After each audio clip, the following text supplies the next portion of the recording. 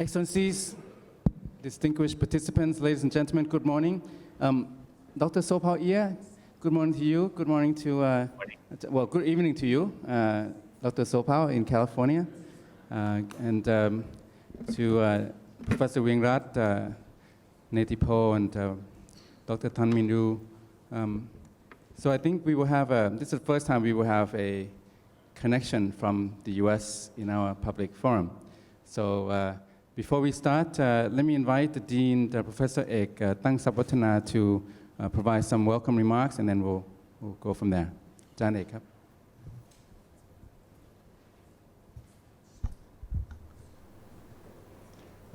Excellencies, distinguished participants, ladies and gentlemen, good morning to all of you, and welcome to the ISIS Forum.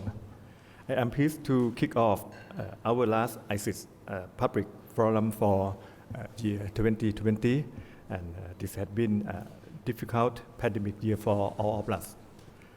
As Thailand has been able to contain virus case infection, we are lucky to be able to hold this event in person with social distancing and hygienic guidelines. I would like to sincerely thank Friedrich Naumann Foundation for supporting our public forums, without which we would not be able to address key domestic and regional issues in an independent fashion. Today, our focus is on domestic politics. Among the 5 countries of mainland Southeast Asia, Cambodia, Myanmar, and Thailand, or CMT, hold multiparty elections periodically. In view of recent polls in Myanmar, Thailand in 2019, and Cambodia in 2018, we will focus on political outcomes and democratic prospects, as well as the foreign relations in these 3 countries.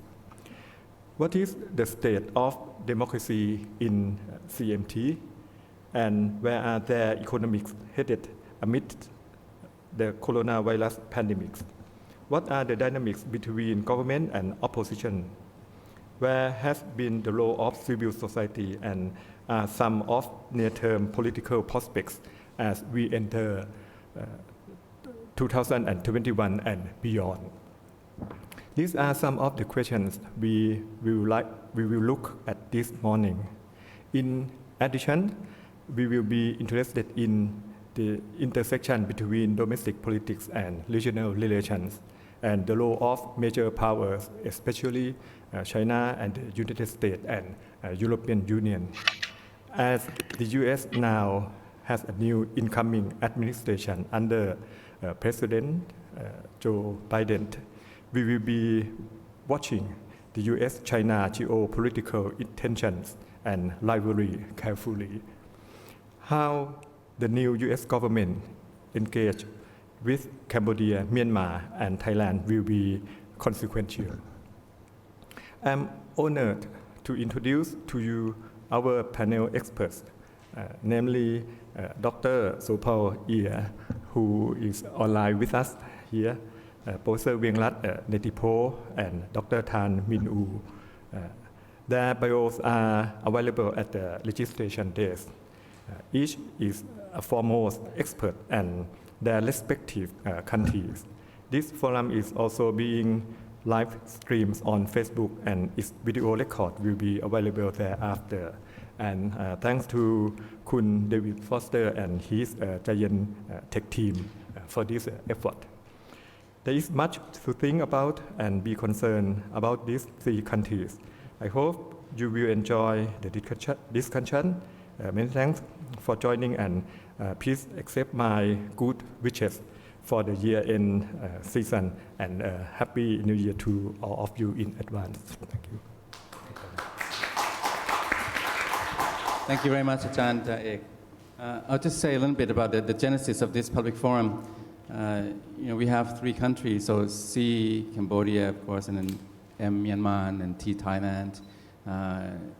Laos and Vietnam are not included, even though they're in mainland Southeast Asia. because they don't have elections and kind of democracy that we have around here. Now, initially, I wanted to do Thai politics only, but that's hard to do without undue scrutiny. So then I learned that my old friend Tan Min was coming to town with his wife, Sophia. And so I said, hey, I have to have him speak here at Chula. So then I thought, we can do Thailand and Myanmar. Thailand and Myanmar, comparative perspective. But then I thought, we should do also Cambodia, because Cambodia also fits in the same category. So here we are. We have Cambodia, Myanmar and Thailand. The order of the sequence will be, I think, Cambodia first, and then we'll go to Thailand, and we'll go to Myanmar. Dr. Sopal, can you hear us okay there? And thank you for joining us at your hour. I think it's evening time. And we're here now in this room, but I hope you can see us maybe a little bit. And we have a very good tech team, so it's very interactive and instantaneous, more or less. Let me first invite a Cambodian perspective. So some of the themes we're looking at in Southeast Asia, the role of the youth movements. I think we're seeing that in Thailand, a lot of that in Thailand, but also in Cambodia to an extent, and the wider region. We had elections in Cambodia was July 2018, Myanmar recently, just last month, and then of course in Thailand we had it in March 2019 last year. But in each of these countries, the prospects are problematic a little bit since the election. The Cambodia, I think, is a elected one-party state now. The role of the opposition, the CNRP, Cambodia National Rescue Party, the main opposition has been dissolved. So it was a kind of a one-party election. In Thailand, also opposition party dissolved after the election in March 2019, a major opposition party, the Future Forward Party. And then, of course, in Myanmar, we'll get to that. So Dr. Sopal, can you give us a little bit of a perspective? How should we be seeing Cambodia these days? Prime Minister Hun Sen, is the CNRP still viable? Will it come back? What's the near-term and longer-term prospects, horizon for Cambodia? Dr. Sopal. Well, thank you very much, Dr. Phongsidirak and Excellencies, distinguished guests, ladies and gentlemen. As a professor, I tend to prepare slides, so I have a couple of slides just to set a bit of the context, and I'll try to share them with you now. Let's see, I hope. If not, I'll know about it at some point. You should say something about this. But I want to just basically set a little bit of the context, and I think you have already mentioned sort of the problems that have taken place. Democracy in Cambodia has really been in tatters since 2017, and not that it was great before 2017, but at least there was competition in elections. So in 1993, the first election in the sort of post-UNTAC period happened, and the Royalist Party won the plurality of the vote, but you had a two-prime minister setup. And in 2013, the election that did include the CNRP, the Cambodian National Rescue Party, saw that party win again quite a percentage of the vote, although it did not win the most votes in terms of percentage, but gave a good scare to the ruling Cambodian People's Party, and then I think triggered a lot of what you've seen since then in terms of the reaction by the ruling party. Just to remind everybody of what's happened in Cambodia in really the last 20 years, you have had what Cambodians call a broken spirit, a kind of murder of opposition union figures, environmental figures, political commentators, here shown Chiavichia, Chutwati, and Kemlay, 2004, 2012, 2016, and basically in succession. And it really does, I think, send a message to Cambodian democracy that, if you stick your head out, things are going to happen to you. Of course, this has been in contrast to what the Prime Minister of Cambodia has said, let us solve our problems here at the World Economic Forum, imploring others to not stick their fingers into Cambodia's politics.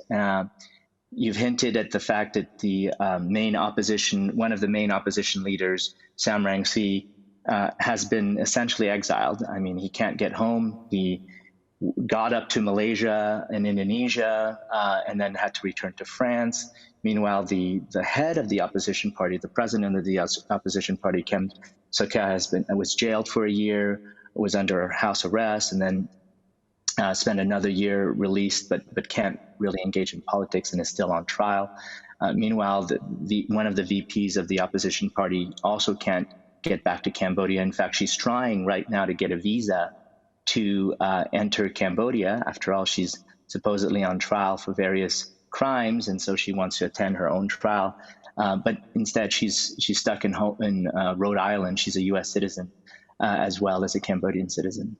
And the Cambodian authorities have been responding to these actions, or have taken their own stance, which is, to write white papers titled "To Tell the Truth," for example, March 2018, to expel the National Democratic Institute in August of 2017, as well as to cause Radio Free Asia's broadcast to be impeded by shuttering their local representation, and by closing out one of the two biggest independent dailies in Cambodia, the Cambodia Daily, in September 2017, under the pretense of tax evasion of some kind, and then forcing the sale of the Phnom Penh Post in May 2018. So the equivalent of the New York Times and the Washington Post essentially being out of the independent journalism business, and let's say the Post being taken over by the ruling party. And the Cambodian National Assembly, with the help of the Supreme Court of Cambodia, voting here in November 2017 to take all the seats of the Cambodian National Rescue Party after the dissolution of the Cambodian National Rescue Party by order of the Supreme Court of Cambodia. Of course, it's argued as something independent, but it's in fact something quite dependent and quite seen as really the demand of the ruling party materializing. So all the seats that were blue here becoming essentially being handed over at that point to the Royalist Party, which had won 3.66% of the popular vote.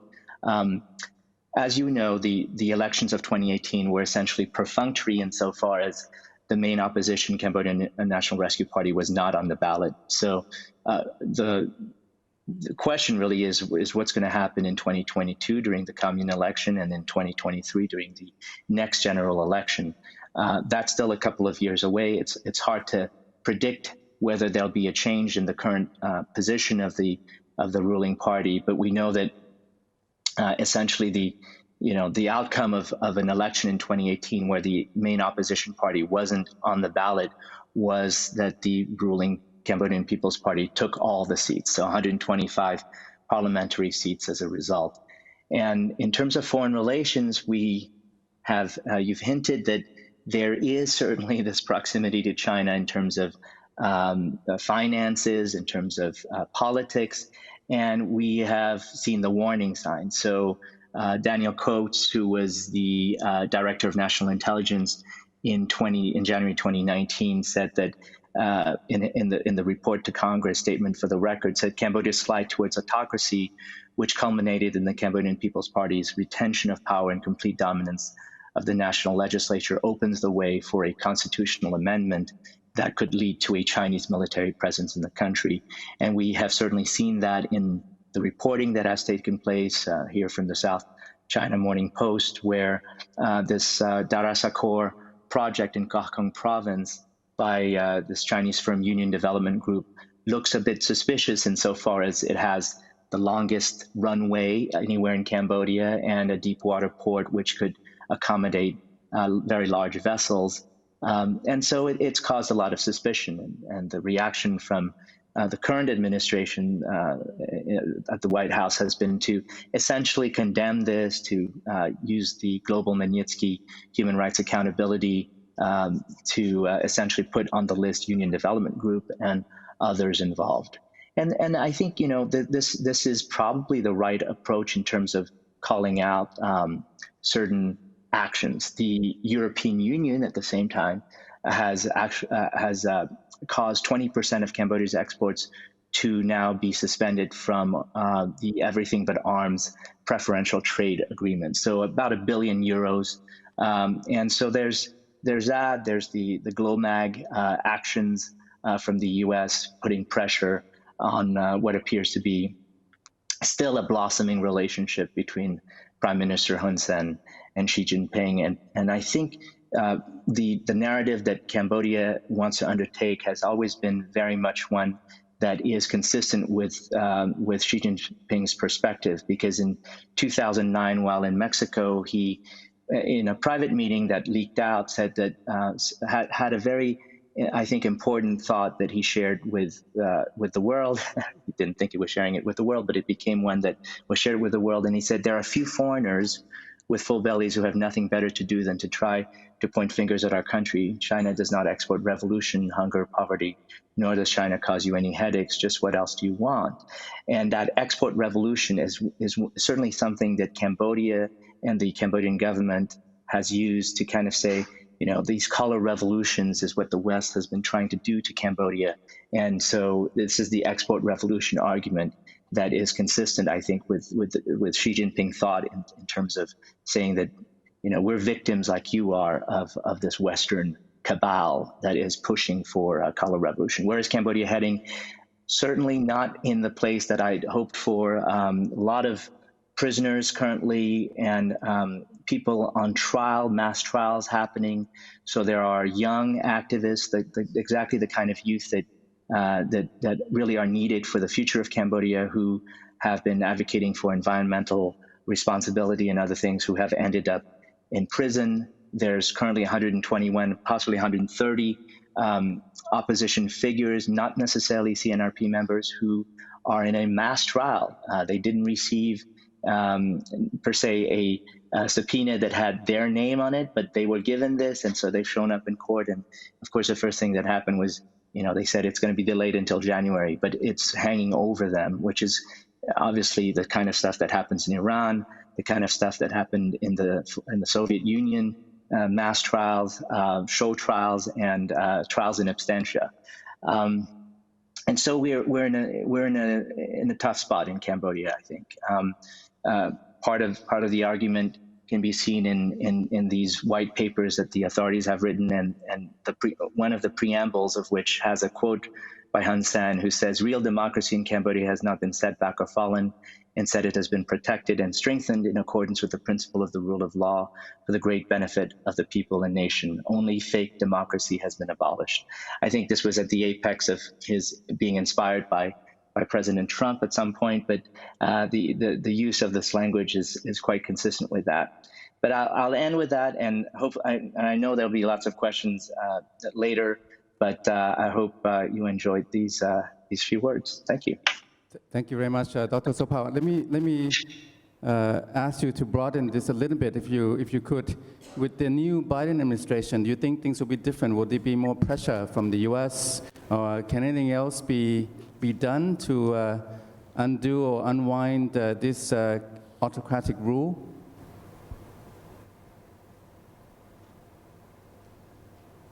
I lost the last bit of your question there, but I will say that you asked about whether with the new Biden administration there's going to be an undoing of that, and I certainly expect that there would be, because the emphasis so far has been on China and Cambodia, and how China's involvement in Cambodia is completely unacceptable to the U.S. I expect that message not to disappear, but to certainly be bolstered by the argument that democracy now matters again to the United States, and it isn't just a kind of a tool to be used at a moment where it's convenient to use it, but that certainly in Cambodia, a return to an expectation that democracy be, what the West has invested in Cambodia since 1993 with its billions of dollars, and a return on investment on that desired. So I think that there's likely to be a demand for that from the Biden administration, and saying that, Phnom Penh needs to return to the path of democracy, and not just talking about China as a kind of issue that is constantly brought up currently.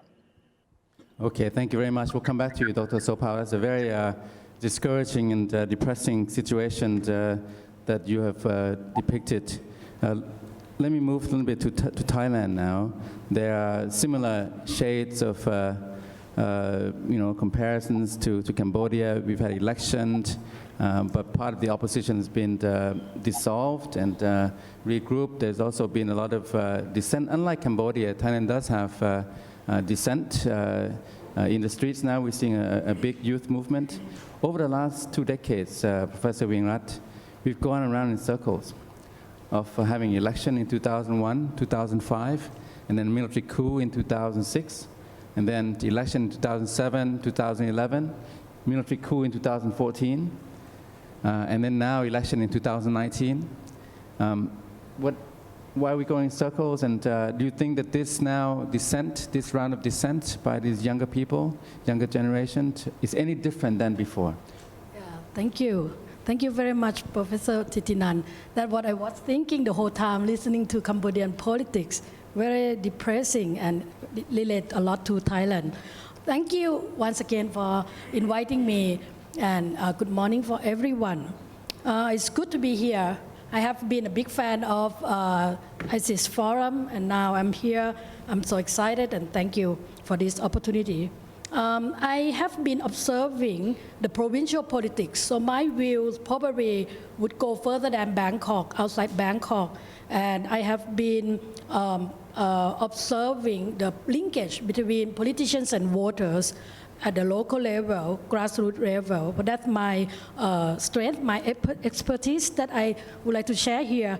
And recently, as Deputy Dean of Student Affairs, my role is involving in students, so I have to adjust and learning about the students. So I became a very close observer with this protest. So I would like to begin my analysis to the current situation of the protest, and then I will go further to tell you what are the causes of this, I would call it dead end of Thai politics. And it is different from what we experienced in the past several decades of the contemporary Thai politics that led to this dead end, I would say. I often half jokingly, half seriously told my friends outside Thailand that when they asked me what it was like in Thailand, I often said, oh, the mood is like 18th century France, or maybe perhaps pre-revolution in Russia in early 20th century. But the technology, the economy, the media, communication is exactly 21st century. And the idea floating around the young generation exactly represent what global idea is going on. So this is quite unpredictable as well as quite dangerous as an observer myself. Firstly, the situation, I think the situation, look at the content inside the protest, it reveals the frustration of the young generation.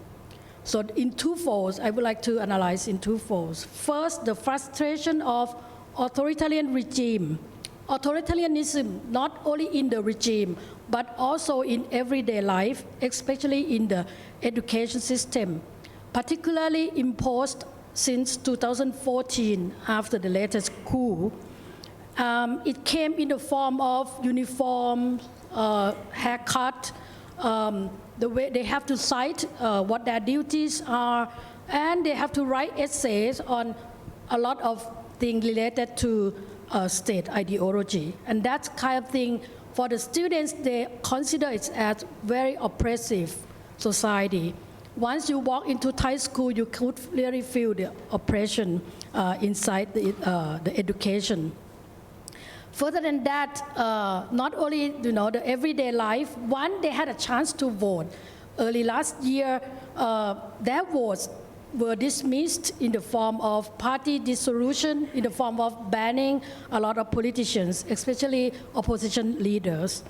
And one of my students said, all of these were quite bearable until the COVID hit Thailand and locked them in with loyalist family, with oppressive family, and they had no chance to sneak out to have some kind of cool photos to share on social media. That even worse, and that situation became unbearable.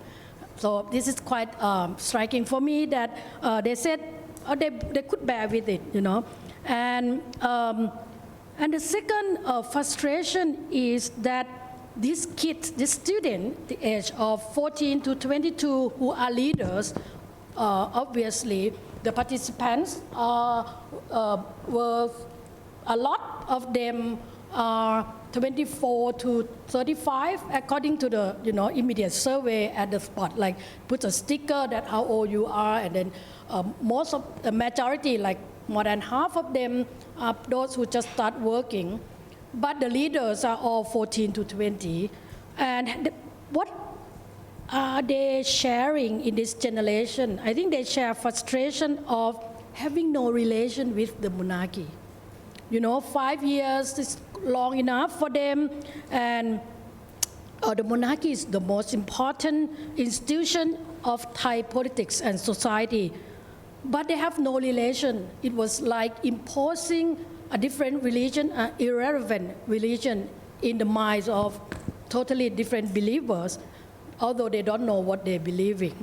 But the dominant ideology, which imposed by schools, public administration, media, and everything, are quite alienating them away from the image floating around in Thai society. So in our generation, we look back the society in terms of decades. Half a century is like a history, but for them 5 years, like the whole life. So the frustration came out and burst out into the form of protest without knowing what idea they have or what a kind of destination they are going. But day by day, they form their shared ideology, they shared hope, and they share their dream of a better society. But I think they came out for these two aspects of frustration. I would like to go in the secondly, I would like to analyze this current situation by terming it as the dead end of Thai politics by looking into two forms. The first form is the process of deinstitutionalization, political deinstitutionalization, or the process of undermining political institutions, especially democratic institutions. The second one is a form of nationalism, nationhood, and Thainess, or whatsoever. The first deinstitutionalization, since 2006, the movement, people's movement, as well as the authority movement, just started to prevent corruption. One man to be out of politics and supported by elite and urban middle class. It began with eliminating corruption, gradually eliminating one man, gradually eliminating his party, many parties that follow, and eventually, as I observed closely at the provincial level, the authority is trying to eliminate the network between politicians and voters, which for me I think is the last resort of political institution or the strength of political party. So the purpose of the coup in 2014 just to finish the unfinished project that started in 2006. And along this line, I would like to emphasize that the election that held last year in 2019 was a very big event to further the institutionalization of politics, through the election. So it's, it's quite ironic because we had election in order to develop the democracy, restore the democracy. But in fact, this election deinstitutionalized the politics further, particularly the draft of the constitution that allowed 250 senators to vote for the prime minister, and that's who were appointed. Electoral system that distort the voters' views, the organic laws that do not support party organization, and the calculation of the seats in the parliament was quite odd, according to several people, and resulting in totally disaster, and resulting in so many parties in the parliament that in a way weaken one of the very important institutions, the parliament.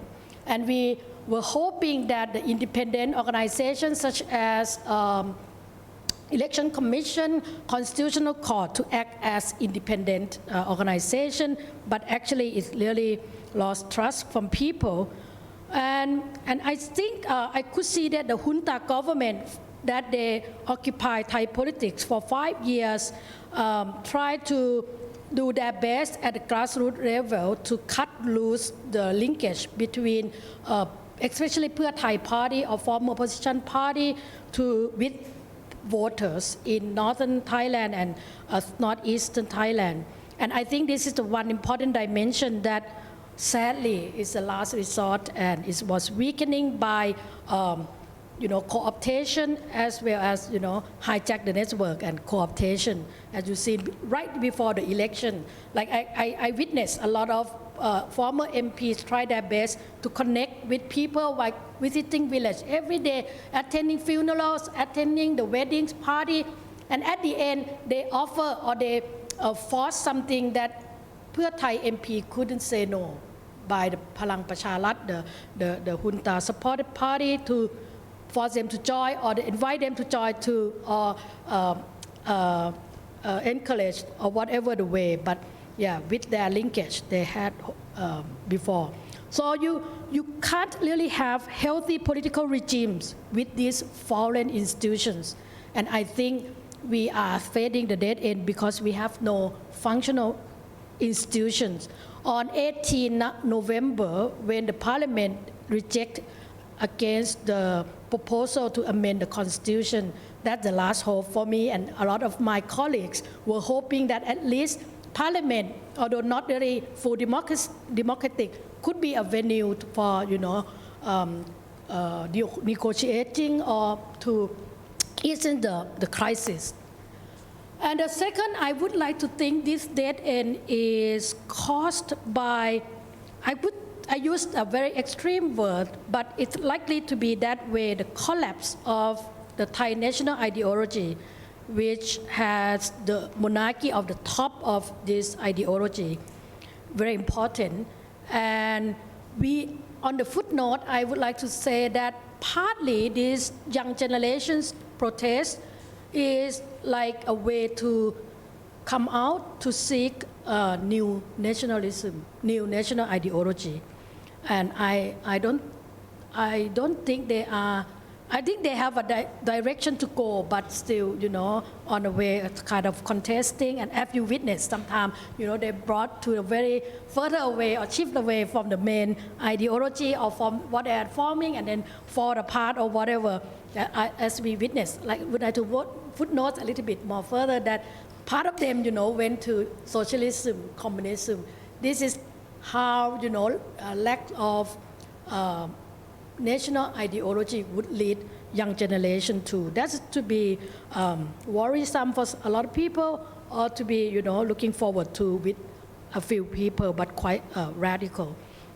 So the young generation has no relation with this ideology, and they're seeking a new ideology. By the old generation who have given their heart and belief and faith to the king, the late king, not the institution, still cling on the old good image, and started to have difficulty in holding on this national ideology.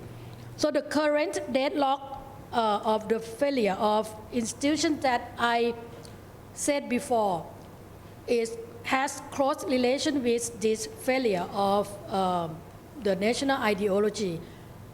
It's this the protest and this deadlock of institutions. For me, it made me review back to the old days, and in like 1973, 1976, 1992, every time we had crisis, we placed our trust, our belief, our faith to the late king, not in the monarchy as institution, but as the figure, as our king who would have a decision and find a way out for us. So what now? That I would like to end my the first round of talk by giving you the image and imagination of the deadlock for these two foes, which is quite leading to an unpredictable situation. Thank you very much. Thank you. Thank you very much. I think we will be keen to hear beyond, if you continue, what would the conversation be like? So deadlock and dead end, a bit of a stalemate. But I think the point about the national identity is really the key. So if you reject, I think that the Thai identity as such is being rejected. All the symbolisms, all the institutions. At the same time, there's been a systematic weakening of democratic institutions, right? Parliament, constitutions, political parties, politicians, political parties have been dissolved repeatedly. At the same time, the old institutions, the traditional institutions with that old identity of the Thainess and Thai national identity is being rejected by the younger generations, like in Cambodia too, Dr. Sopao, that maybe the younger generations, they have a different way of seeing the world. They're not so attached to the previous era from the Cold War. So similar in Thailand, but your point is very good that there's no alternative that they have come up with.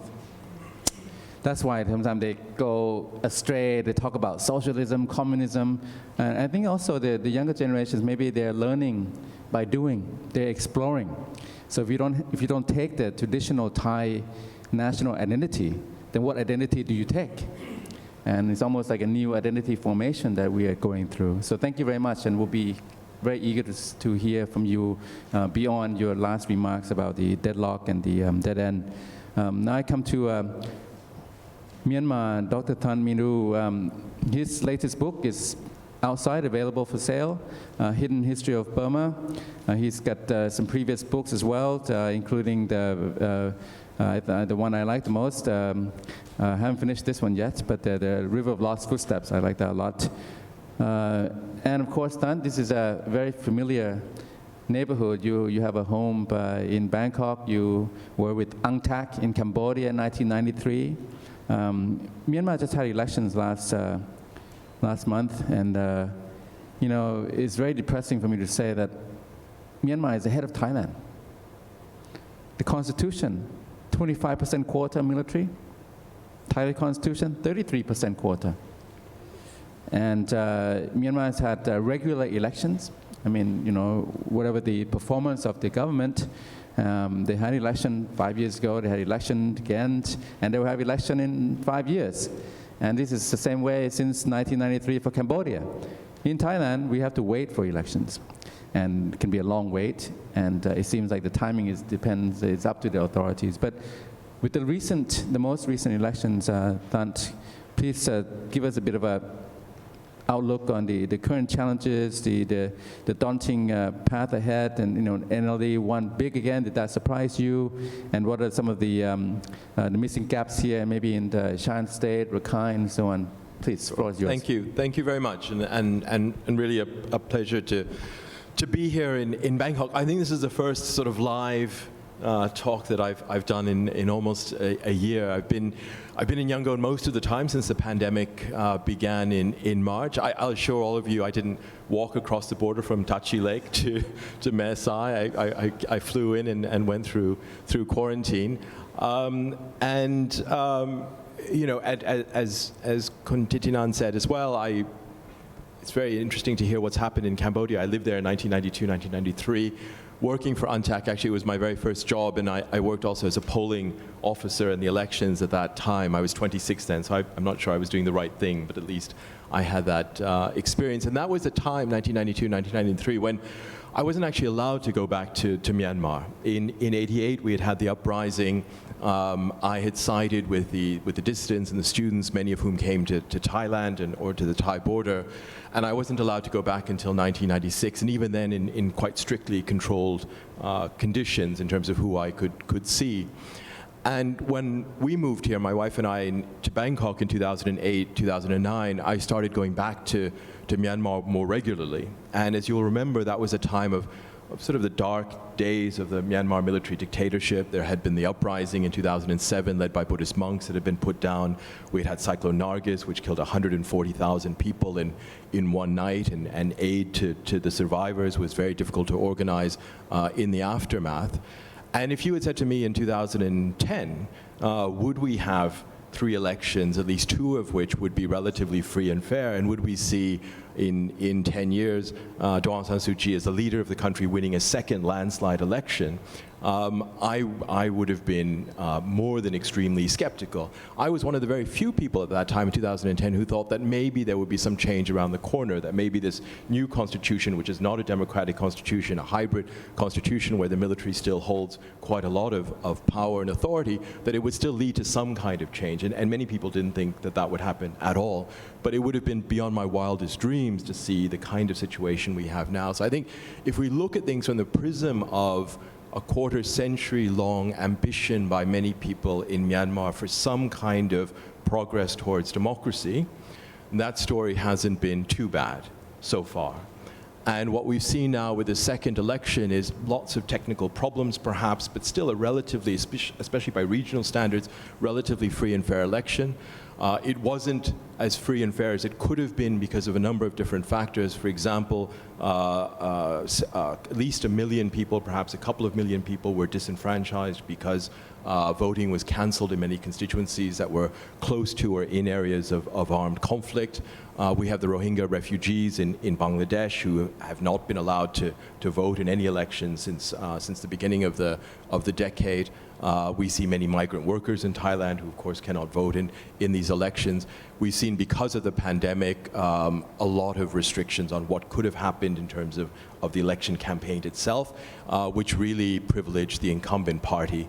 And Aung San Suu Kyi, for the first time, took to Facebook in the spring at the start of the pandemic. She's built up an enormous following on social media, as she has in real life as well. And this also gave her an enormous advantage, whereas many of the smaller political parties and ethnic political parties had difficulty mobilizing at all. There were severe restrictions on meeting in person. And of course, people couldn't move from place to place as well as they would have wanted in the approach to the election. So in some ways, it wasn't fair. In some ways, the results may have been different if it had been in a non-COVID environment, if people hadn't been disenfranchised in ethnic minority areas especially. But the general outcome, I think, would have been the same.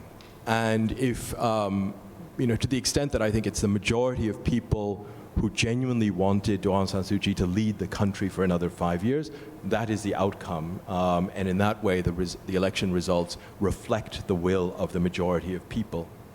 And if that is what democracy is primarily about, reflecting the will of the majority, then I think we're on track in some ways towards seeing that kind of government. The problem is that Myanmar, since independence, a big problem in Myanmar has been majority rule. Because Myanmar is a society which has been deeply divided on ethnic grounds, where the Myanmar or Burmese-speaking Buddhist majority is 2/3 or so of the population, where there are many different identities, ethnic identities, different languages and religions, and where, in a way, I mean, this is one way of thinking about it, if democracy is, again, at its core about majority rule, how does that connect to the problem in Myanmar that majority rule has also been a big problem throughout its recent and modern history? Of course, if we kind of zoom out from the elections and maybe just to say one final word on the political context right now. So we have had elections. Aung San Suu Kyi is, in a way, at the peak of her political power. She's now 75. She'll be 76 over the coming year. Under this constitution, she cannot be president because her kids are foreign citizens, but she will choose the president. The NLD landslide means that despite the military's 25% of seats in parliament, that the NLD will have the ability basically to choose whoever they want to be president, and that president in turn will choose the chief ministers of the different states and regions, as well as union ministers, deputy ministers, the entire government lineup. So it's hers to choose, but it is still a cohabitation in a way, because the army commander-in-chief can choose a vice president and 3 still quite powerful ministers. He himself is going to turn 65 in the summer and is scheduled to retire, but it's not completely clear that he will. And so the central dynamic in Myanmar politics right now is between the relationship between Aung San Suu Kyi and the commander-in-chief and what they might want and where they might be in 6 months or a year's time. And that still has to play out. I think once that plays out over the coming weeks, we will see the NLD then choose the government lineup. Parliament will convene, and it's a long process. It's not until April, actually, that we'll actually see the new government in place, where we might see some new faces, but many old faces as well. But, you know, as I mentioned before, if we zoom out, we see a very different picture. So that central picture is not so bad compared to where we were 10 years ago. The country is far freer despite many problems than it's been really since half a century, since before the army first took over in 1962. But we see this whole host of other challenges. The most obvious, especially from the outside, has been the Rohingya violence and the expulsion of many hundreds of thousands of people in 2016 and 2017, where there's really almost, I would say right now, very little hope or no hope of their return to the country in the foreseeable future. We still have enormous problems facing Muslim communities that are left in Rakhine State. But what's much less known outside is that in Rakhine State now we also have a new insurrection or revolt against the government. We have the Arakan Army, which was formed 10 years ago, which has gone from a few hundred men to several thousand extremely well-trained men. They have taken over certain areas in Rakhine State, or formerly Arakan. Their goal is what they call the Arakan Dream 2020, where they want complete self-determination for their area, which used to be an independent kingdom. And this is by far the most important insurrection against the central government in a generation at least. And this is at a time when armed conflicts are still exist in other parts of the country. I think many of you know, in Myanmar in the northeast and along the Thai border as well as the Chinese border, we have over 20 different ethnic armed organizations as well as hundreds of militia. And this is not a civil war in the sense that this is an area that's suddenly fractured in the last 5, 10, 15 years.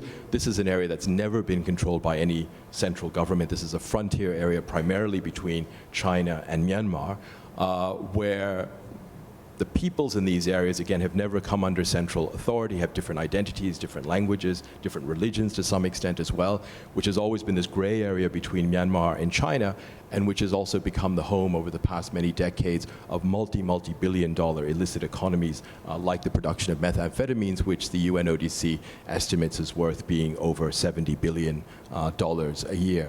There are many other challenges in Myanmar. We have the pandemic, we have climate change, we have China next door. And I would put that as a central challenge for Myanmar, not necessarily because of what's often in the news about China encouraging Myanmar to accept BRI, massive kind of infrastructure projects, but simply because of China's success relative to Myanmar's economic failure over the past generation, which means that China, which 20, 30, 40 years ago was maybe the same in terms of per capita GDP, or maybe double by 1990, is now 10, 20, 30 times richer. And that itself, having a China which just recently had landed a spacecraft on the moon and is moving ahead in 5G technology and artificial intelligence and everything else, just having a China next to Myanmar with this open border that is so much richer, so much more technologically advanced, is an enormous challenge for Myanmar going ahead.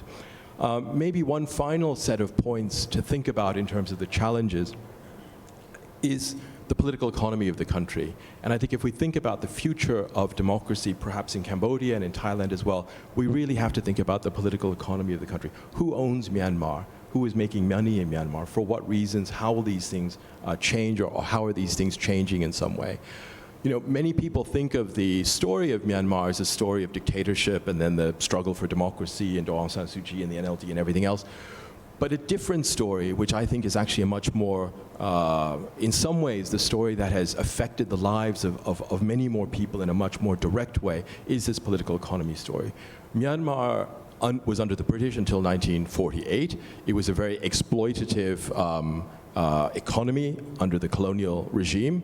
And because of that, Myanmar governments in 1948 turned to the left. And so every Myanmar government from 1948 to 1988 called itself socialist. It was either under a democratic government or under a military government, but they all said that they were socialist, and they moved towards nationalization, land redistribution, and everything else. And the main opposition was communist, so even further to the left, the communist insurgents and the underground and everything else. All of that collapsed in 1988, and the Myanmar army, under a new junta, established a new capitalist system. But it became a very corrupt capitalist system, a very cronyistic capitalist system. It became a capitalist system that was intimately tied to the drug trade, at least in the beginning. It was very much tied to China's industrial revolution in Yunnan as well as elsewhere. It was very much tied to this country in terms of Thai labor markets needing millions of unskilled Myanmar workers to fill positions that couldn't be filled otherwise. And it created an incredibly unequal society as well.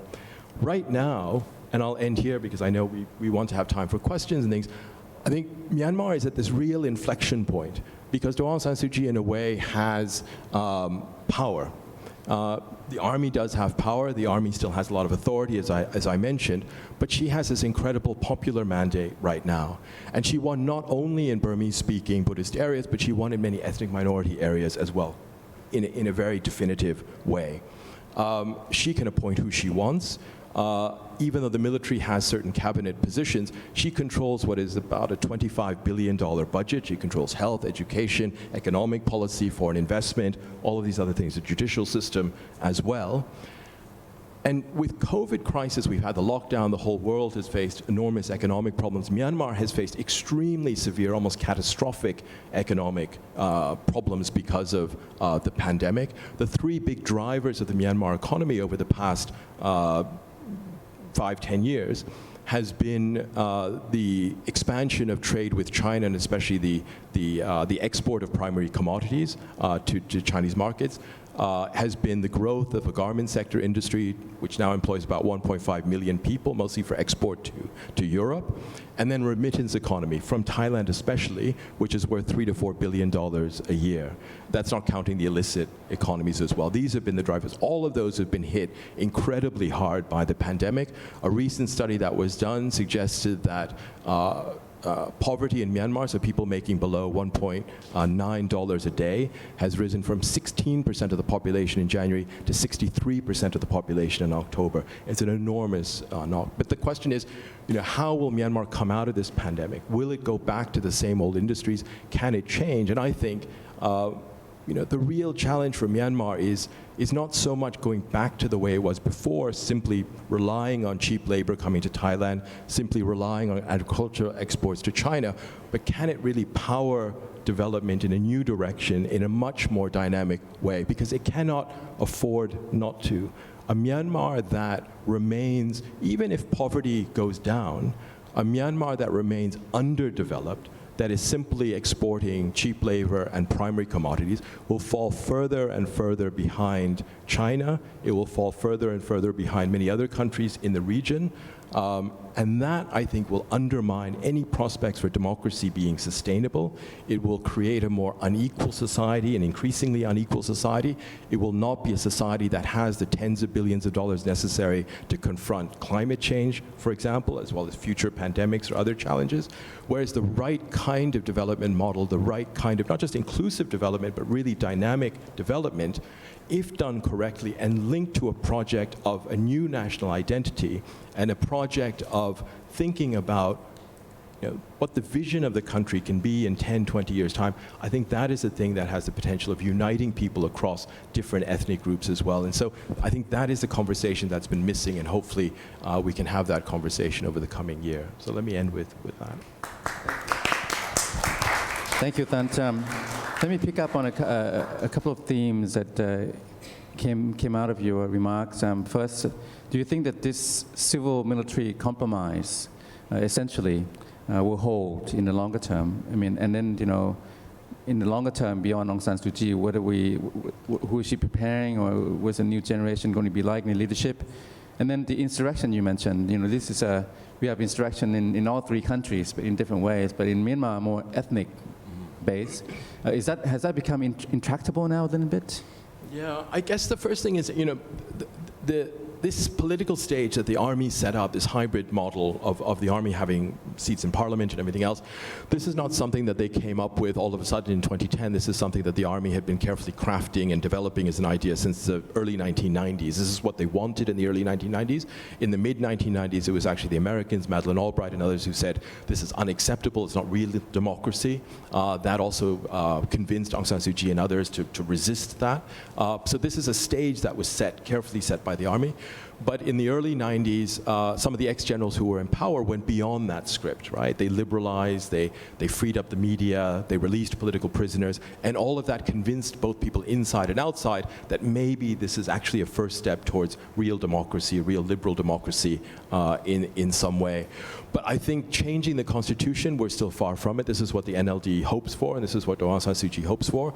But I think for the army, it's not so much having their cake and eating it too, but this is something that they've wanted for such a long time that I think they will, and in a way it's worked. I mean, it's provided a degree of stability. So I think we're at the very least 5, if not 10, 15 years away from that changing. I think in a post-Aung San Suu Kyi world, it's very difficult because even though the NLD has won this convincing victory, so much depends on her as one person.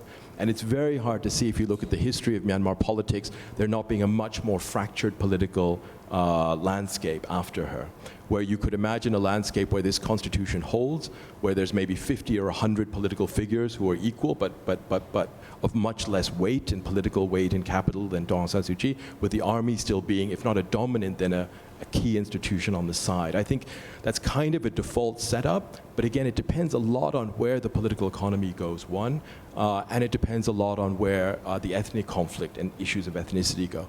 I think with what we have to admit is that over the last 10 years, despite the peace process, despite negotiations, everything else, in some ways, ethnic conflict has gotten worse. I mean, the Rohingya expulsion is the most obvious example in some way, but this Rakhine insurrection is also, in some ways, equally important in terms of the future of the country. But that's tied to so many other factors, and it's also tied to the future of the bilateral relationship with China as well. So many different problems, and one wants to be optimistic, but I think at the same time we have to see that the capacity, because the country's been isolated for so long, the capacity of the institutions in the country is very limited. So to be able to cope with all of these things, I think we need some fuel to power that change, and I think that has to be, again, a certain type of economic development. Okay, thank you very much, Tant. I mean, this compromise and essentially power sharing, we're not seeing in Cambodia and Thailand. Dr. Sopal, thank you very much for being so patient, sitting there, by yourself while we're over here in the same room. Thank you very much. Let me just broaden, expand on this issue about power monopoly and power sharing. There was some power sharing before in Cambodia. But I think in recent years, we've seen a kind of a one-side takeover. And that's also linked to the China factor that you talked about, discussed before. And so Cambodia is all in on China. It's been demonstrated to the extent that when Cambodia chaired ASEAN in 2012, Cambodia obliged, I think, to the Chinese intentions of on the South China Sea. Therefore, the ASEAN was not able to come out with a joint statement for the first time. And Cambodia is still all in on China. Do you think this will change at all? And then, like Aung San Suu Kyi, and also like the Thailand leadership, what's the succession plan for Hun Sen?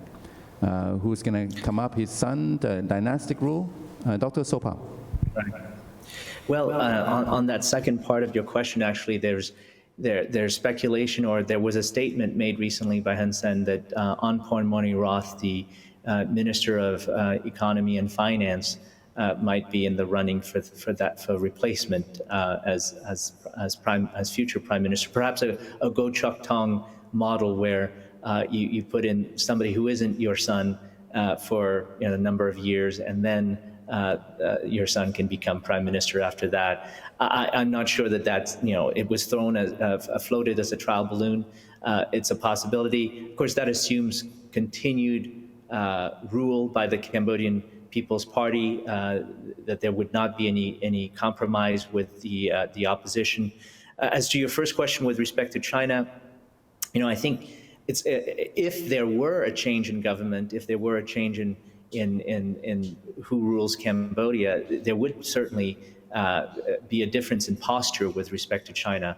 I think that as long as the Cambodian People's Party remains in power, they've essentially made some kind of deal with China to kind of have each other's back. So Beijing is essentially funneling money to Cambodia and to the Cambodian People's Party with whether it's BRI projects and other activities, investments, and so on that are able to sustain and help the ruling party use some of these resources in electoral pursuits. So if there's an irrigation project that's $50, $100, $150 million, the actual irrigation activity doesn't come anywhere close to that. Where is the rest of the money going? Well, it typically goes to electoral vote buying and other activities that the ruling party is engaged in. And so that mechanism, I think, is helping to sustain the ruling party's grip on power, whether the opposition party is part of the ballot or not. But now with the confidence of believing that essentially nothing can stop them, the ruling party has taken on a path that is very different from the one it held for almost 25 years, which was, yes, we would have an election, there would be opposition, there would be competitive elections in the sense of there would be an opposition party there, but from 2018 onwards, the script was flipped, and as you could see from my presentation, things have changed. They've decided that there won't be the Cambodian National Rescue Party, and I think they saw from polling data that the Cambodian National Rescue Party was becoming an increasingly viable alternative to their rule, and so the decision was made to somehow remove them from the equation. I think they used an Israeli pollster who ran the numbers and did the polling and group queries that essentially resulted in the decision that it's just better this way. And so for some reason, with China's help, they've been able to afford and sustain this path. So I'm afraid that as long as that continues, there doesn't seem to be an opportunity for change unless, of course, something dramatically happens where they allow Musa Kua, for example, the vice president of CNRP, to return to Cambodia, Sam Rainsy to return to Cambodia and resuscitate, whether it's called CNRP or some other name, to resuscitate a kind of true opposition party and not, the 19 opposition parties that they allowed on the ballot that were not actually opposition parties. Okay, thank you. So the prospects on that a bit bleak, it seems. But this means there's a one side kind of a complete takeover by the CPP and Hun Sen indefinitely. So that's going all the way. So Cambodia has really gone far, all the way, to eliminate the opposition officially, and then to side fully all in on China, and then just to have a kind of elected dictatorship. I'm going to ask follow up with Professor Wingrat, and after that I will open the floor to questions and comments. So please, if you have any, you can prepare them. Ajahn Wingrat, continuing from your remarks and presentation, so in Thailand, there's a different kind of insurrection. There's an insurrection rebellion now by the younger generations, and then the Thai incumbent regime, the military since the coup in 2014, has moved closer to China. Now there's a new administration in Washington. In fact, I think that a lot of people around here in Thailand on the one side will miss the Trump administration, because the Trump administration never really talked about human rights and democracy in elections. But I think the Biden administration will be different. Do you think this will force if the Biden administration becomes a bit more vocal on human rights and democracy, would this force the incumbent regime in Thailand to move even closer to China? That's my one question. Another one is, there's been a lot of talk about compromise. In Myanmar, there's a compromise. In Cambodia, no longer a compromise. In Thailand, one compromise modality would have been to not dissolve the Future Forward Party, for the incumbent regime to put up with the Future Forward Party in parliament. But with the dissolution of that party, sparking this mob, flash mobs and protest movement, and then continuing down the road through the year with more suppression, and now with the legal persecution and legal cases on the article, the section 112 against the protest leaders. So it looks like there's no compromise. At the same time, you mentioned dead end. I know I'm throwing a lot in here. What do you see beyond dead end? Closer to China, no compromise, complete takeover. Do you think that Thailand will go as far as Cambodia has gone? Okay. Thank you, Ajahn Titinan. Well, you should know better about US and China. But I think Thai people, especially the political participants, they are quite inward-looking compared to, these two countries or other countries in Asia. I think Thai political actors are more inward-looking, except for some elites or some big business. But I think even students who are aware of this, when they they set their agenda, they don't very expect, the foreign factors in their movement, which is too bad, too sad, about that.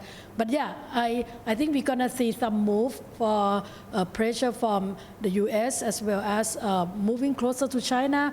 And we have some kind of milk tea alliance in the young generation protest, as they support, previously they supported Taiwan and Hong Kong, and because of one drama that occurred in Twitter, and the young generation joined together in ASEAN, especially Thailand, to join with Taiwan and Hong Kong to oppose China. So the sentiment inside the protest is quite anti-China, anti-one China, I would say that. But I don't think this is a majority or dominant thinking among the young generation, or I could say that they don't really aware of this. They are not really concerned about this that much. And compromise, this is a good question, as I frame my talk on dead end. So I'm supposed to say no way out. I'm supposed to say no compromise. And it's very interesting when you see what to propose in this very polarized society. When you propose something, it means you propose for one side, but the other side wouldn't agree with this proposal. Therefore, it's very hard to see the way out. And I think the authority, the incumbent politicians already paved the way for no negotiation, and also the monarchy already, signal the side that not willing to compromise. So this is quite difficult position to go ahead, to go forward.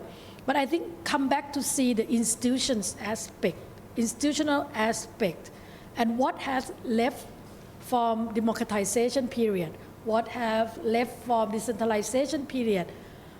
Sadly, is not much, but we can see, especially at the local level. I think we should really keep hope on the local election, not really for PAO, which is taking place in this coming weekend, because PAO has their jurisdiction is not as close as to people as municipalities and TAO, Tambon Administrative Organizations. So they are really vulnerable to be co-opted and vulnerable to be kind of brokers for national politicians. So I press my hope to the next local election, and I think we should really pay attention to the local democracy, especially at the municipal level, to still keep local democracy alive as a last resort of political institutions, democratic institutions, and that have a very close linkage with voters. From my experience, I observed during the pandemic, and we study a few cities. I myself study Chiang Mai, and some people study a few urban municipalities, and we found a very high capacity of municipalities in managing the pandemic. Despite we are in the national level, we only saw the CCSA, the COVID centers, role in controlling information, and we could only see the capacity of Ministry of Public Health, which I admit they have very high capacity in manage the pandemic. But in fact, at the local level, at the network of community level healthcare volunteers as well as municipal personnel, they work closely to prevent a spreading cluster from our urban area. And I think they had done quite impressively with the endorsement of some laws, especially a Communicable Disease Control Act that allow different agencies of the government to act independently. And that's quite a positive. So, and I think the bureaucracy in Thailand, though always support whatever, whoever become the government, and tend to be more conservative, tend to be more pro-state ideology, but I think still function. So the bureaucracy is still functioning. If we use the bureaucracy to move forward to more democratic politics, that would be a great idea, but how is quite difficult. So it depends on, I think, the power that shared by top elite. And I think for civil society, we haven't talked much about civil society, why our political scientists pay more attention to social movement. And I think I would plead this young generation to organize and to establish as institutional civil society. And it's more vulnerable to be, oppressed, but in a way it's prolong their move for a long run, and it also will empower them to have a say in public policy in the future, just like in Taiwan, in Korea, and in Japan sometimes. The social movement should really influence the public policy, but I don't see this movement would care for public policy in the future. Okay, thank you very much. The floor is open. Also, the social media channels are also open for questions and remarks. I'll just highlight two points here that Dr. Thanminu brought up on the political economy as a driver of change. The young people's, this is two generations born after 1980, Gen Y, Gen Z. The essential, if you look at their remarks and what they raging about is taxation, how taxes are being used, and representation, how they're not being represented. It's a flawed representation. So this is a major qualm, there's major grievance for them. And the other thing is the technology that's been empowering, is enable them to organize in their own way. And technology, and here we're talking about social media, platforms, and it has become a new classroom, new university for these young people. And we overlook it, but over the last decade, maybe even more, there've been a lot of information, and these younger generations have been reading and learning on their own. Sometimes people are surprised why they're doing this and who's backing them. Well, if you look at the social media, especially Twitter, you can see why they're getting the ideas, they're getting the conversations, their empowerment is coming from. I think I see a hand by our former foreign minister, Ambassador Kasit Pirom. Anyone else? And let's see.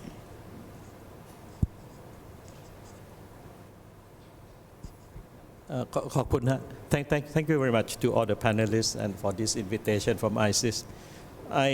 I'm on the board of ท่านทูต microphone closer please. I'm on the board of ASEAN Parliamentarian for Human Rights, and I'm also ICC Senior Fellow.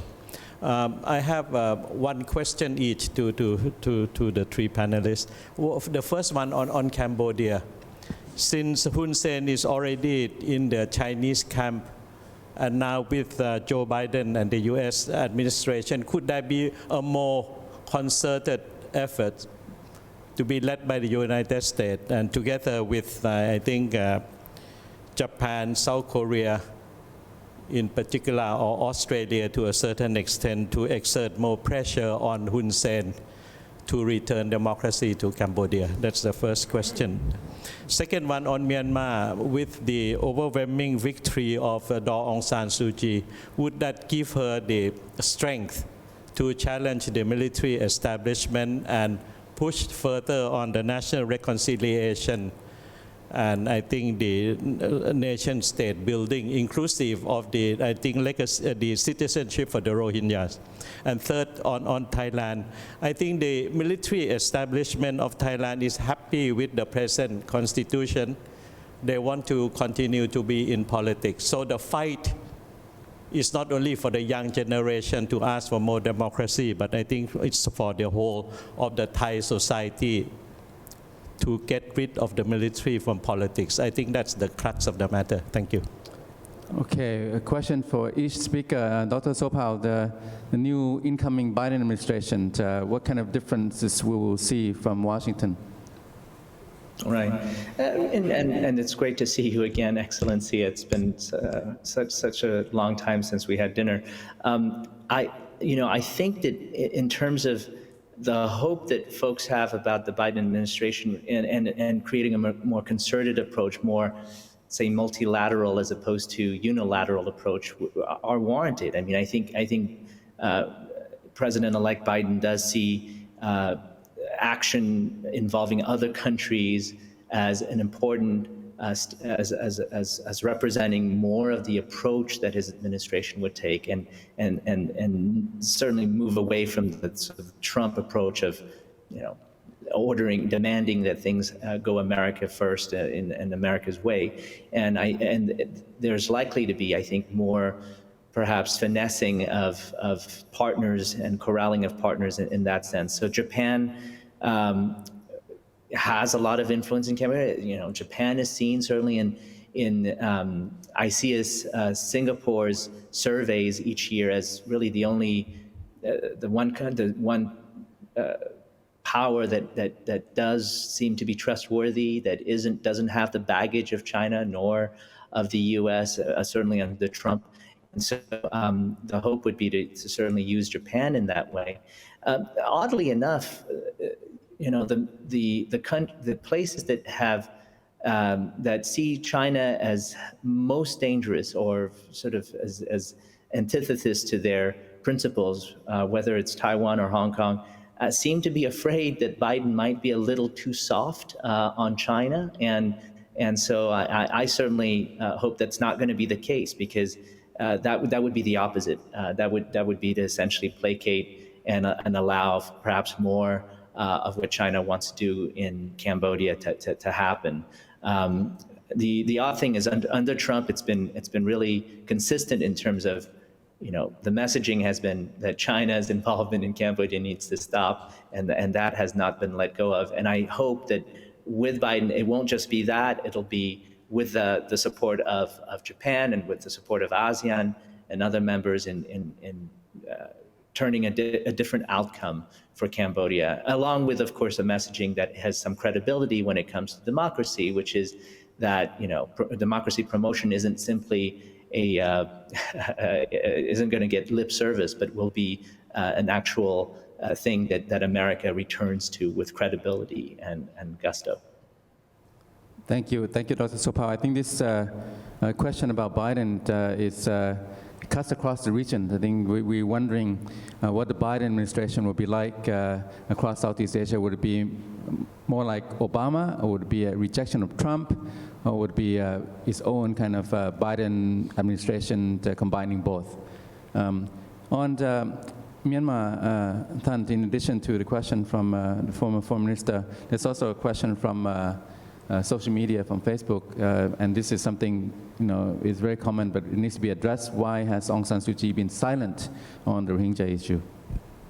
Yeah, thank you for both those sort of related questions in a way. I think, with the election, the NLD party several months ago had refused to enter into any kind of alliance with ethnic minority parties. But since its victory, its overwhelming victory, including in many ethnic minority areas, there has been some kind of reach out suggesting the possibility of some sort of cooperation in terms of forming the next government. So some people are cynical, some people are skeptical, but there, at least over these few weeks, we'll have to see if there is the possibility of some kind of discussion between the NLD party and ethnic minority parties, which might include ethnic minority people from outside the NLD being appointed to positions in the central government or in the regions, and that could in turn be seen as an initial kind of step that would lead to some sort of momentum for not just the peace process, but kind of broader issues around reconciliation in general.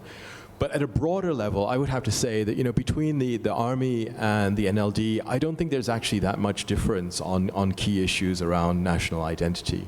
I think there is a sort of an emerging Burmese-speaking Buddhist middle-class consensus around what ethnicity and national identity means, which essentially excludes the Muslim Rohingya people. You see, actually, you have the language from the early 1990s, late 1980s, 1990s, which really enshrine this idea of indigeneity, of indigenous peoples of the country, and Myanmar being a union of those indigenous people, as opposed to people who are alien or guests of the country. And in that divide, the people along the Bangladesh border, the Rohingya people in particular, through initially the expulsion of many of these people in late 1970s and then early 1990s and then again in 2016, 2017, were really at the margins and really fell outside that imagination of who belonged to the country and who didn't. And I think on that central concept, I don't think there's that much difference between the average army officer who's 40 years old and the average NLD supporter or party member who's 40 years old. I think there's an emerging kind of consensus around that concept, which perhaps could help in some way in terms of relationships between the ethnic Burmese majority and minority groups like the Shan or Kachins or others. But unfortunately, I think for the Rohingya issue, I think it's going to become, or it's going to further entrench these kinds of problems and challenges that we see. So I don't think it's so much a question of whether this electoral victory will give Aung San Suu Kyi the strength to address these issues, because there are many things that could be done that are well within the gift of the civilian side of the government. So it's really an issue of policy, state capacity in general to some extent, and behind that, a degree of political instinct and ideology as well. Okay, thank you. Professor Winrat, in terms of civil-military relations, the role of the military in politics is very assertive and ascendant now. How do we reverse that? 20, 30 years ago, it was the other way. Yeah, that's a tough question. Thank you very much, Tan Thukasit. A tough question, and I think the only way that we can see physically that to get rid of the role of the military or weakening the role of the military is having capitals that against the military power, or having manpower like millions of people on the street, which is very unlikely because the capitals and the military now is in allied and very close allied, and they are both happy together, especially the monopoly capital as well as the Chinese investment capital. So this is very tough, for the physical force to go against military, and I think most people are aware. But another one is the role of military is very important in Thailand because it protects the national identity, the dominant national identity, the old dominant national identity, or monarchy. So when people started to question the role of the monarchy, people started to finding alternative national ideology. I think that is the beginning of questioning the military, and in the long term, probably we're gonna have a stronger question against the military, not only for young generation but for all generations.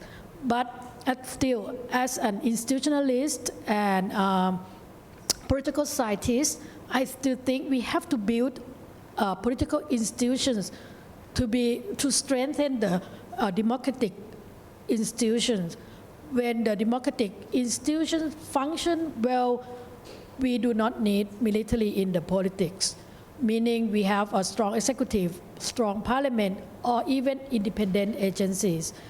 But right now we have very weak, so if, I would like to ask elites out there who have potential to really strengthen one of these institutions, they should start doing now to do it. But for younger generation and for people at grassroots, I think you should cling on your linkage with the party, linkage with the politician, no matter what kind of linkage. But it would be better to be like more programmatic or democratic linkage. But yeah, cling on that. Unlike Myanmar, and maybe you can give us some background on this, Thant. In Thailand, the military never goes back to the barracks without a fight. There has to be some kind of a crisis, confrontation. 1992 was a major one. 1973, big student uprising. Still did not leave until the numbers really grew, until there was some violence in the streets and the military lost legitimacy. The dictatorship then went abroad. And in 1991, 1992, after the coup, some bloodshed, and then they went back to the barracks. That was, I think, the mid-1990s, the Thai military, especially the Thai army, felt disgraced for what happened in 1992, for the bloodshed. Since then, in the late 1990s, we had security sector reforms looking at civilian control of the military. A lot of progress. And in 2000s, the military became repoliticized, if you will. And then this trend just built. And now, basically, in 2014, they took complete control.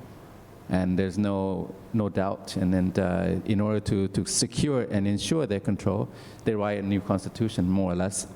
And this guarantees a indefinite military influence, military supervision. And even though the younger generations are rising up, it's very daunting. I don't know how, the conservative royalist side, very entrenched and closing ranks. And they have the law, they have the physical force of arms. So I don't know how the students going to win. I mean, it would be very difficult. And you look at the streets, the numbers are not that great. But if you look at the social media, 7 digits, people have grievances. So I think there's a long road ahead. I don't think it will be resolved or in the next months. It might take some months, maybe a few years, maybe even more. But I tend to think that on the one side, the incumbent regime seems untenable to me, right? I mean, they have to make some changes or some adjustments. Otherwise, this gap is going to widen and tensions will rise and there'll be some confrontation. In Myanmar, when Thein Sein came in, General Thein Sein, he became a reformer. I mean, that period was remarkable. How can you have an entrenched, almost 50 years of military dictatorship, giving way, sharing power, allowing elections with constitution, and that one man, I mean, I don't know what's up with him now, but General Thein Sein was a key catalyst, change agent. Now, we don't have anyone like that in the Thai military that we can see, but maybe that will emerge, who knows. But how did that emerge then? Yeah, I think, let me say one other point just before, and then to address your point. Because if we think of these 3 countries, Cambodia, Thailand, Myanmar, the one word we've never mentioned, or the one thing we haven't talked about, is Buddhism. And we talk about identity, we talk about ideology, but of course these are the 3, together with Sri Lanka and Laos, the 3 of the 5 Theravada Buddhist countries in the world. And at least in Myanmar, I don't know how Thailand has changed the last 20, 30 years, but it's still a deeply, deeply conservative Buddhist country in many ways.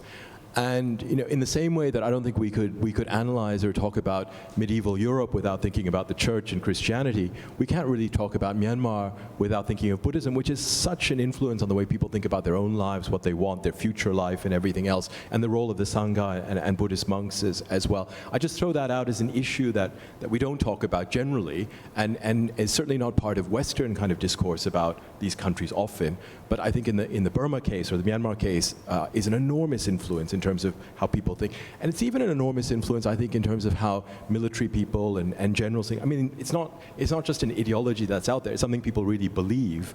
And so I think when some generals retire and they actually spend a lot of the rest of their life in terms of Buddhist meditation or religious practice, this is not just sort of made up, it's actually part of what's actually important to them. I think in the Myanmar case, what we have to recognize is that the army took over in 1958, then held elections and gave up power. They took over in 1962, tried to create a socialist constitution and a party that failed in terms of its economic policies. It led to fiscal crisis in 1987, 1988. Then it set up this junta, which in the 90s tried to set up this mixed constitution. They were pushed back. Aung San Suu Kyi's democracy movement, backed by the West, the US, the UK, and others, seemed to be this revolutionary challenge. And then in 2010, when they finally moved ahead with their constitution anyway, they thought that the USDP, the Union Solidarity and Development Party, headed by ex-generals, could be a kind of permanent, if not proxy, then a kind of allied political party. But we've seen over the last 10 years that's kind of fallen apart through internal fights and everything else, and they did extremely poorly in this last election. But it was really General Dan Shui who was the dictator and whose regime was guilty of all kinds of human rights abuses, which actually set the stage for then what came. What General Thein Sein did was he went far beyond what was intended in terms of political liberalization. And I think the reason he did that, and some of his own ministers and other ex-generals did that, were for a whole variety of different personal reasons. They came from different backgrounds, had different motivations. And my book, which maybe some of you might read, The Hidden History of Burma, really explores, it's based to some extent on interviews with many dozens of these people who are in the government and generals and ex-generals, and so explores to some extent the reasons why this specifically happened. But let me end by just saying that, I think a strange thing might happen now, which is that the army, having looked for different political fronts with which to work, may actually find in the NLD the party they've always been looking for. Because, in the 1990s, the NLD was seen as a threatening revolutionary movement, but it settled into something very different. And the NLD, when it first appeared, was a very broad church that included ex-communists, that included trade unionists, that included ex-military people. And over 20 years, 90s and 2000s, many of those left-wing figures died or were jailed. The left of the party kind of was decimated. And what really remained at a core were many ex-military officers who had allied with Aung San Suu Kyi. I think many of them genuinely wanted democracy in a kind of liberal democracy sense, but they were also conservative. And in that way, the NLD has emerged over these last 10 years as a kind of a center-right party, based around part of the rising middle class that's religious, that's Buddhist, that's kind of pro-business, that has these conservative values. And that's, again, not so different from what many people in the army want as well. So it's not impossible that, other than this kind of current tension that's there between the commander-in-chief and Aung San Suu Kyi, that in some ways there's a new establishment emerges, for better or for worse, that exists in this kind of center-left kind of dimension of politics. That would be remarkable kind of convergence or fusion even. But would that be up to the standards of the international community? I think that the more kind of the bigger question in a way is, will it actually lead to change in other ways, right? Because you could imagine a kind of a center-right establishment that's based on the Burmese majority that really is incapable for many different reasons, maybe inherent to their own worldview, of making of creating a more inclusive national identity, of doing, seeing through the kind of outreach to ethnic minority communities, because at the core of their conservative values will also be a kind of ethno-nationalist vision of their society and a very hierarchical vision of their society. I mean, and I think in all of our countries, in a way, democracy is one thing, but the societies themselves can be also very undemocratic. So what you have when you have elections over an undemocratic society, it produces a certain outcome that may not be democratic in a certain way, even if the elections are technically fine in many others. But I think that, you know, and then there's the question of, you know, can this establishment then really confront Myanmar's chronic underdevelopment? And there I would just like to say that, you know, I think Myanmar is facing kind of three choices, and it's at a crossroads in this way. I mean, one is that this new establishment could seek to mobilize domestic capital and seek accommodation with the Myanmar business class, which includes the people that are sort of seen as the crony class in Myanmar. And that could be then part of a new elite establishment that goes forward. Or it could see that crony class as an enemy, as a remnant of the old military regime, and basically open the door even more widely to foreign investment and seek an alliance with global capital to move the economy forward.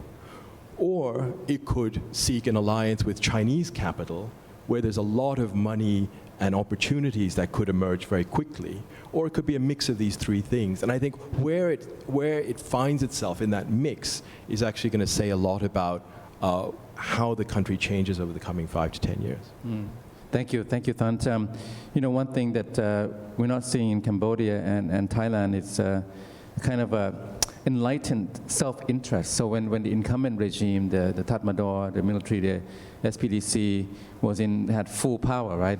They at that time, out of enlightened self-interest, if I may say, I mean, they allowed for reforms, they made adjustment, they shared some power, they allowed for a new constitution, eventually elections, the NLD, Aung San Suu Kyi, out of house arrest and so on, and you know, from there to now, some progress. In Cambodia and Thailand, the incumbent regime, not seeing these self-interests, to make some adjustments, some concessions, while they have, you know, full control. And when they don't do that, when they have full control, they may be forced to make concessions and reforms when they have less control or no control. And that could be turmoil, could be very unstable. So do you see, Dr. Sopao, in Cambodia, any sign or chance of reform and adjustments and concessions and accommodation? We've seen this before in the past. Hun Sen did allow the opposition back, and then you know, they actually had seats in parliament, 55 seats I think at that time. But now he's gone all the way. Would he have any self-interest to come back the other way? Perhaps because of Western sanctions and so on? You're absolutely right. I mean, I think there's been there was historically a pattern of sort of, it's like a cat and mouse game where essentially Hun Sen would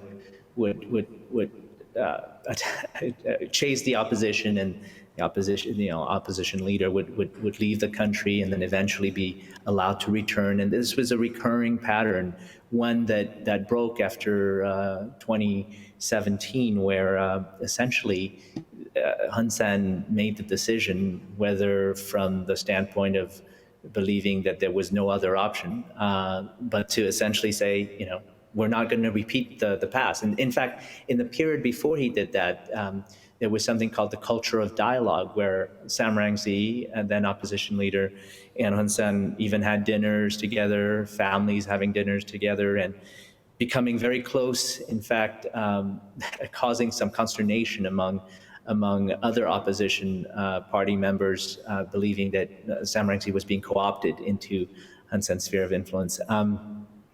At this point, one would have to see whether, you know, there is any kind of hope to allow Sam Rainsy, Musa Kua, Kem Sokha, and of course they have their own, you know, Kem Sokha has his faction. He came from the Human Rights Party, and Sam Rainsy came from the Sam Rainsy Party, and they both created the Cambodian National Rescue Party together. But that essentially that Hun Sen's approach has been to create this wedge where Kem Sokha has remained in Cambodia, whether under house arrest or a detention of some kind or another, and then the dual nationals, French Cambodian national Sam Rainsy, American Cambodian Musaku, were told to essentially exit and stay outside of Cambodia, and you can see the advantage there. He can essentially minimize the disruption from these individuals when they're outside. They can't really, interfere in domestic politics in much in any way. Now that he's also destroyed the independent press, and so that leaves essentially the space for the ruling party to do what it wants in Cambodia. Of course, it brings a lot of negative publicity. Whether there's going to be a change in terms of a future where Hun Sen decides that he's finally going to allow that seems to be it's an equation that one perpetually calculates, right? So the pressure applied from EBA suspension, GLOMAG sanctions, targeted sanctions, and possibly even GSP now is being talked about as on the table for Cambodia in terms of the U.S. Congress saying, we need to look at in addition to all this, additional ways in which Cambodia would be pressured to change its way. Whether those things lead to an outcome where Hun Sen says, okay, I'm now going to reopen and allow the opposition back in, seems to be the for Cambodia at least, the multi-billion-dollar question, and it is unknown at this point whether any kind of pressure of that sort, economic, won't be in fact compensated by China, where China says, okay, well, you've been hurt this much, we're going to increase our investment, we're going to increase the amount of money you get, so that you can live another day and continue onwards in your trajectory of essentially blocking out all outside opposition from returning to Cambodia. Thank you, Dr. Sopal. Let me bring in a question from Ambassador Helena, and then we'll come to you, Jan Ringrat. Please, Ambassador. Yeah, that's fine. Thank you so much for a hugely interesting Just please panel. tell us your name first. Yes, yeah. I'm Helena Dritz. I'm a Swedish diplomat, not currently employed by any mission or organization here in Thailand. But I'd like to introduce the regional perspective. You are all describing increased authoritarian rule, increased nationalist tendencies, weakening of democratic institutions, lack of cooperative processes, and if we add economic crisis and closed borders between the countries, things don't look good for regional cooperation. At the same time, the need for regional cooperation may be greater than ever when this region needs to advance sustainable development, human security for its populations, protect valuable natural resources and the environment, and also perhaps counterbalance greater geopolitical ambitions and influence. So, what prospect for regional cooperation at this time? Thank you. Okay, thank you very much. I'll take the last question if there's any remark. Gwen Robinson, please. Gwen Robinson is a senior fellow at ISIS Thailand. Oh, thanks for making it a bit easier for me. Yes, and also editor-at-large at Nikkei Asia. Thanks for a lot of very interesting ideas, and I think actually Lena touched on a lot of what I was going to say about regional cooperation, and I think that is interesting, and we haven't mentioned ASEAN very much at all, and as we know, it's got a long tradition of not interfering in each other's affairs, but has been more active in recent years. But I'd also like to hark to that theme of foreign relations that is in the title of the seminar, and we've heard a lot of interesting things about, for example, China, obviously, and also this idea about Japan as a potentially playing more of a role. It's very interesting in all three countries, Japan's role, particularly now here in Thailand. It's unprecedented that Japan's in the spotlight for harboring one of the anti-monarchy fugitives, which has put Japan in a very odd situation as one of the biggest investors in Thailand. I just wondered if, from what all of you have been saying about external powers, particularly US and EU, where we've seen a lot of disillusionment in the region, the EU with its sanctions on Cambodia and now in disarray itself over Brexit, Britain saying it wants to be more involved in the region but completely incapacitated by local domestic politics, and also the US with its huge problems we've seen this year, combined with COVID.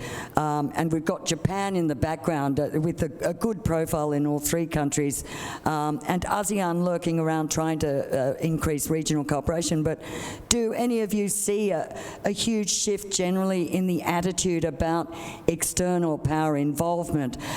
Because the region is very vulnerable post-COVID. It needs more investment and has to look externally, so it needs more relationships with these big powers that have disappointed people. On the other hand, there's a lot of focus now on the domestic internal dynamics.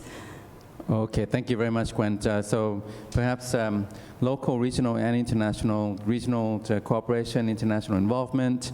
So I'll come to you, Professor Wingrat. First on the Thailand, the role of the international community, is it important at all? I mean, these days in Thailand, in Thai politics, to what extent do they have a role? And on the regional, I'll just say that there's been a lot of frustration within ASEAN.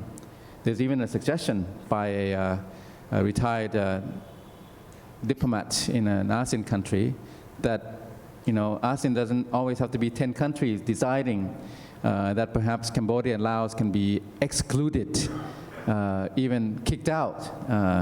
That was really quite a comment, and it's led to some heated exchange of words between the two capitals. But nevertheless, there's a lot of frustration with ASEAN, lack of regional cooperation, and ASEAN is even maybe backsliding together towards authoritarianism.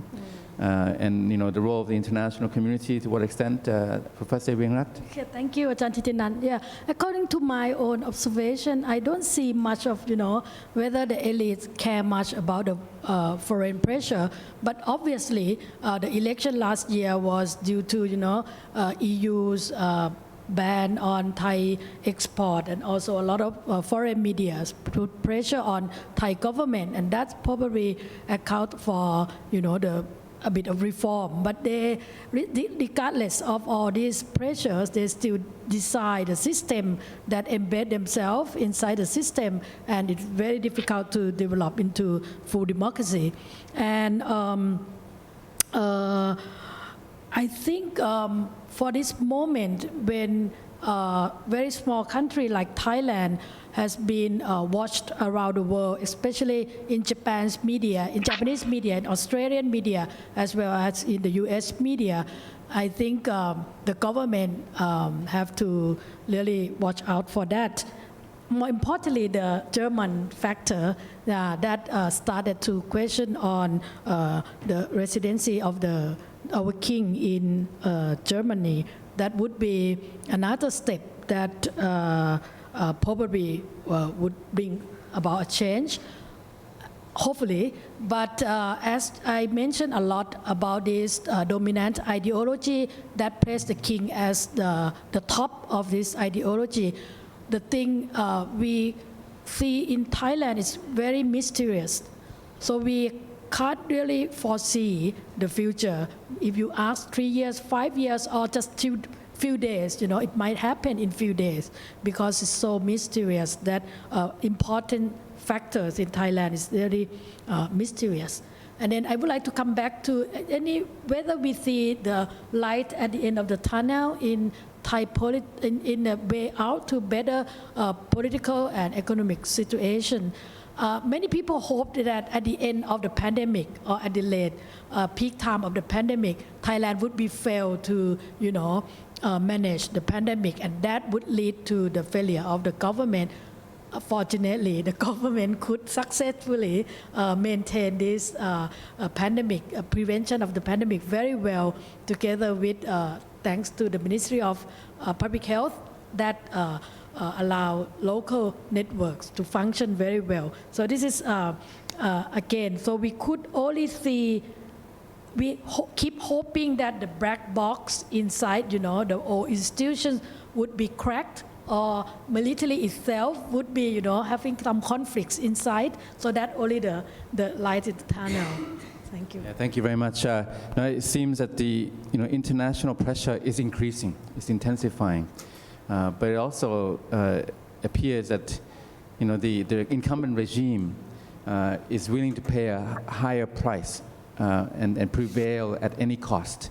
So it's just a matter of the cost being higher. You can have more international pressure, but they're willing to put up with in order to prevail and stay and maintain power. I'll just come, Dr. Sopao, just for 1 minute or two from you out there in California. The regional, international, ASEAN, Cambodia, of course. I have to be honest with you, a lot of the ASEAN think tanks and so on, not happy at all with the Cambodian alliance, clientelism with China. And then also the role of the international actors, international community. Can they play a decisive role in any way in Cambodian politics? Dr. Sopao. Right. And look, the former Singapore, I'll just name it, permanent secretary of the Ministry of Foreign Affairs, who made that suggestion of kicking out Cambodia and Laos, did cause quite a kerfuffle. I mean, it seems to keep happening. It seems to symbolize a lot of the frustration that ASEAN member countries have. Now, when I was asked about it from the press, I had to look up, does ASEAN have an Article 50 equivalent where you can exit? Turns out there doesn't appear to be a way of actually exiting. You just stop attending meetings. Now, of course, that's if you don't want to be part of ASEAN anymore. If somebody else doesn't want you to be part of ASEAN, how can they vote to do that when you have to also vote in it? And if consensus is a requirement, then it would seem to be impossible under this process to essentially be excluded if you object constantly to being excluded. Therefore, the outcome wouldn't arrive. But I think that the kinds of statements that are made about Cambodia being too close to China probably represent some kind of pressure on the elites in Phnom Penh towards reconsidering their position, but it's not going to change it. It might modulate their tone. It might maybe make them deny a little bit more of what's happening, although, of course, satellite images of bases and destroyed buildings do tend to tell the truth about what's happening on location. That's really undeniable. In terms of international pressure, I returned to Japan as a possibility when I said that Japan is seen as this country that is trustworthy in the region.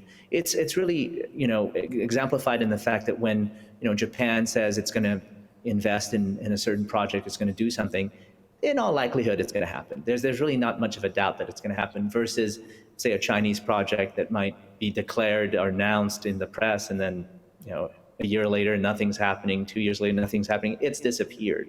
And so the value of one's word as a country, as an investor, certainly for Japan has a heavier weight in the sense of, yeah, okay, well, perhaps one should listen when Japan does object. Now, whether Japan does say anything or doesn't say anything, it's been a pattern of Japan's in Cambodia to not really, object too loudly, to use quiet diplomacy in that way. But perhaps when it does matter in situations like, the destruction of democracy, the, abuse of human rights, the curtailing of freedom, it would make a difference to see Japan step up, and perhaps that can make that difference.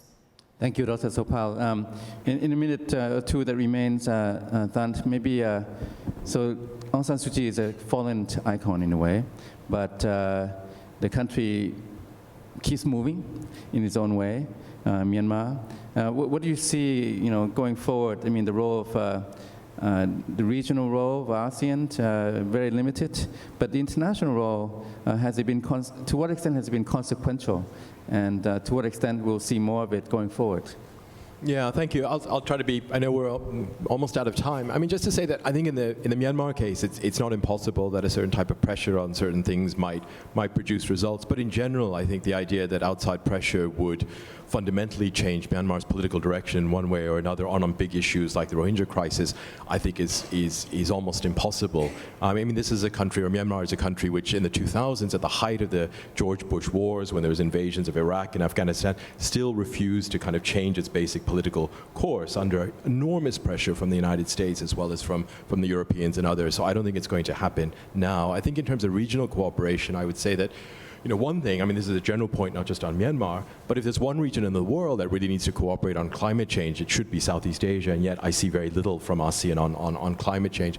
Secondly, I think in terms of, ASEAN has been speaking a lot about economic integration over a generation, and that's fine when the going is good, but now, with the pandemic and the global economic downturn, where many countries and places like the United States on both the left and the right are talking about industrial policy, about reshoring industries, about, allying global supply chains to political considerations. I mean, what is that ASEAN vision then going forward in terms of what kinds of industrial policies ASEAN countries should have? And also what we've seen during the pandemic is that ASEAN has done very little in terms of protecting the most vulnerable. So when the going is good again, it's fine in terms of promoting markets and integration, but when you have a downturn, vulnerable people, especially migrant workers in different countries, really receive no protection, least of all from ASEAN as a regional institution.